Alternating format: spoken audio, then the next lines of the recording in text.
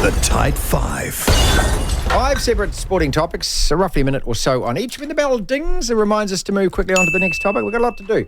Who wins the Premier League from here, Lachlan? F1. Is it worth talking about? NRL.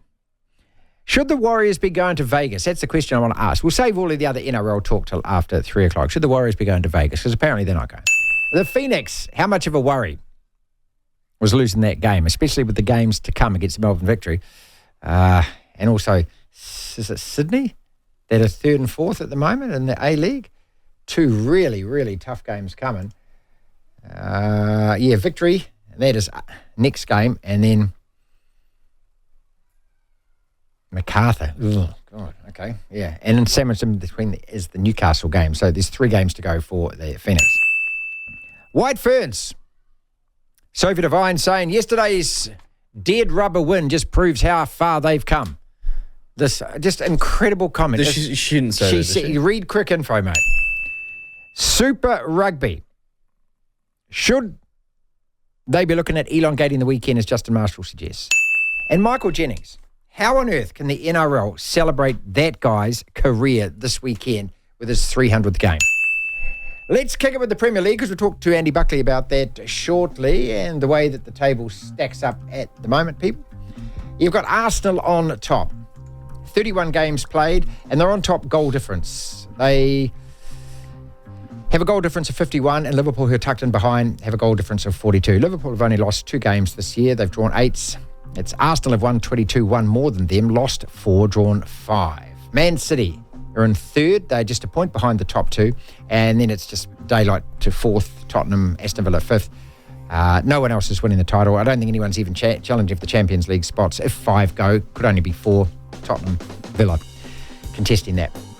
But right now, Arsenal, if they win out, they win all their games, they win the title for the first time since 03-04 when they went through unbeaten. Yeah. I'm not so sure that they can when you look at the fixture list. Whoever wins, to me, 6 out of the next 7 games gets it. And I think Man City are capable of that. So it's whether Liverpool or Arsenal are capable amongst the European commitments. Champions League starts this week again, people. So, they're going to be playing every 3 or 4 days. There's a couple of things I think to keep in mind here. When you look at the run-ins for all 3 teams in the league and you just isolate the league itself, Man City's is probably the easiest, objectively. But I'm similar to you. I don't think there's any easy games. Sheffield proved that last week that you can make any team can make things uncomfortable for the best teams. That's what makes the Premier League so good. So that's one thing to note, though, that Man City have a pretty easy run by comparison. Arsenal still need to play Chelsea. They still need to play Man United. They still need to play Tottenham. And I think they've got Wolves coming up soon away. They've got a 3-week span. Actually, it's within 3. It's within about a week and a half. It's like 3 games in about 10 days. It's Wolves away, Chelsea, and you guys, I think, or it might be Spurs. So it's 3 really tough games. If they can get through those 3 with wins, Arsenal are winning the title. They've also gone 1, 2, 3, 4, 5, 6, 7, 8, 9, 10, 11 games unbeaten since the start of the year. And one of those is a draw. So 10 wins and only one draw in that stretch.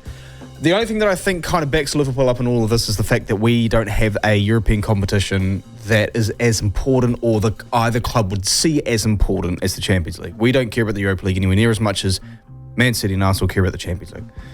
How much that comes into play of Klopp just going, stuff this, I just want to win the Premier League, I don't care about the Europa League, that's what I want to win.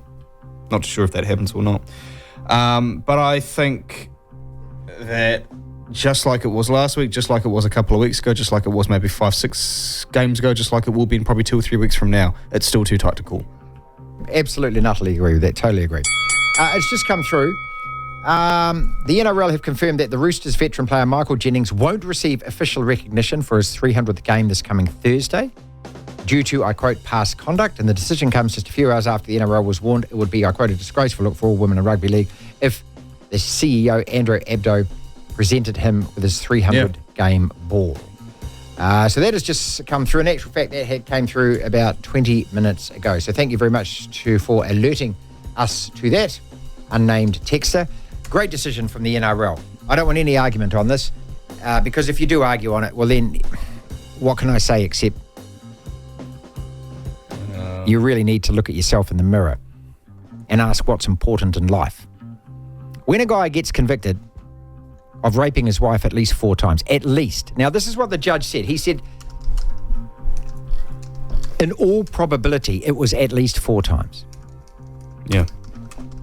What kind of sick rhymes with truck and starts with an F are you, Michael Jennings? You shouldn't even be playing now. You should have been tossed out of the game, mate, as soon as that conviction was tabled, let alone the drug offending.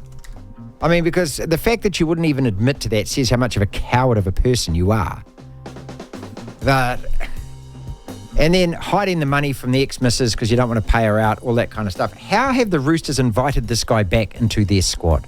And those players yesterday who came out in support of him, is really? Are you people that thick? Can you not read a room? I mean, even if you have those thoughts privately, to express them publicly and say that what went on off the field shouldn't be considered celebrating what he's done on the field. It's not 2 different people, ladies and gentlemen. It's the same guy.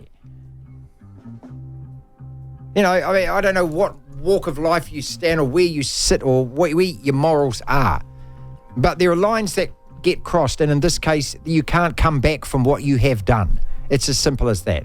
You know, I said this the same about Byron Callagher. I think what these sports need to do is rule a black line through the name so that they just expunge your name from everything. And do it on a case-by-case basis. But Jennings, that's what you deserve. You're a coward of a man, is what you are. And everyone around you that is supposedly supporting you needs to take a good look at themselves. Because you're such a coward, you won't even admit to what you've done. You know, you're still trying to fight it and still trying to hide it. So good on the NRL. I think that's it's the only decision that they could have made. As I said about half an hour ago, Lachlan, otherwise, can the Women League round, can all that stuff? Because it's just words otherwise, isn't it? Yeah. 5050 on the text. Dominic Young and Latrell Mitchell. I know that we argued about this in the office earlier today about it, and about you think Young's a hell of a player. I think he's a complete waste of space. But in terms of Mitchell, and we're going to ask Tony about this when Tony comes in as well. Latrell Mitchell doesn't look interested to me. Doesn't look as though he wants to be on a rugby league field. I think he's a massive problem for the South Sydney club. Is it the coach Dimitri that's really at fault, or is it that guy? How much does he drag his team down? Both. It's Dimitri has let him get away with a lot of stuff. Well, obviously. Yeah. That's the problem. I mean, that stuff that came out last year around Sam Burgess wanting to hold a meeting with, I think, other coaches or other staff within the club and having a crack saying, look, there's a couple of players who are getting special treatment and it needs to stop. Those players were Latrell Mitchell and Cody Walker. And by the looks of things, nothing changed and Burgess was told to leave, or he chose to leave. So it shows that he didn't get his way. And you can just tell by the body language of not just Latrell, but Cody Walker as well. I'll never forget it. There was a moment in their big loss to the Roosters where Latrell took the ball out of dummy half and then sort of pump faked and then threw it at the feet of Cody Walker. Didn't even try and give him an easy pass to catch right in front of the try line. Walker knocks it on, Roosters get the ball, and Latrell and Cody just like, and they high five and whatnot. They don't seem to care. He absolutely is waltzing around, committing silly little fouls and penalties he doesn't need to be doing, not really giving much care on offense. It just doesn't look at it. He doesn't care. He doesn't want to be there. It's a little bit like Ben Simmons in the NBA. He's just not. There should have been Simmons for a long time, was he just didn't care enough. When he had that issue, with the falling out with the 76ers and then going to Brooklyn, didn't train hard, always had his phone at trainings, just didn't seem to care. It's a similar situation. Now, Dominic Young, you are absolutely off your hill with this one, I think. Well, this is a bloke who says that. Texas is a no. He was there. He's the best wing in the NRL for Newcastle last year. But he did say his worst game on the weekend. Yeah, he was awful on the weekend. Yeah, there's one game. It's one game, all right? I've watched him a couple. I just No. Let me talk. Here's the thing. Defensively, I can't really speak much for it because I think he doesn't like tackling. No, let me talk. He doesn't like tackling, mate. Far out. Wingers in general don't like defending. Mate, I'll tell you what. Wingers don't like defending.